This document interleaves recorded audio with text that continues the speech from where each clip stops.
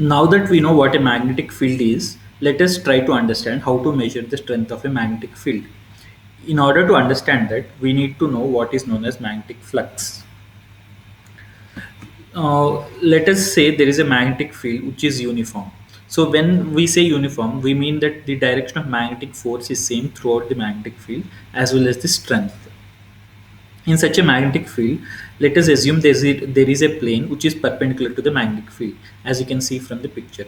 And let us say the area of that plane is A. So the number of magnetic lines that are passing through the plane is known as magnetic flux.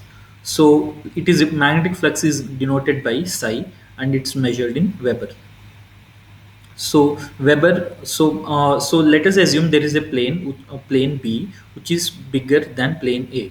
So in the same magnetic field. So the magnetic field is uniform, the number of lines that are passing through a plane B would be higher because the area of the plane is more.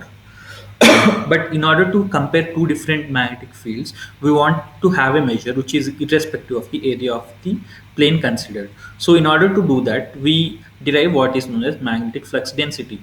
Magnetic flux density is nothing but magnetic flux per unit area. So let us say, since psi is the magnetic flux in the on the plane A, and let us say magnetic flux density is B would be equal to psi by A.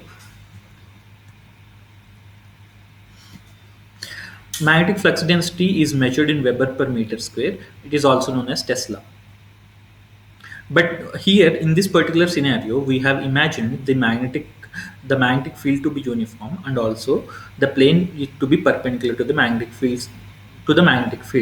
But what if the plane is not perpendicular to the field? So let us say that the plane is at an angle theta. So when we say the plane is at an angle theta, it means the normal which is drawn to the plane is at an angle theta to the magnetic field. In such case, the magnetic flux which flows through the plane can be given by B A cos theta, where B is the magnetic flux density, A is the area of the particular plane. So now that you know what magnetic flux and magnetic flux density, let us try this simple question. So let us say there is a plane which is in parallel to the magnetic field, and what would be the flux through that particular plane? We'll discuss this in detail in the next video.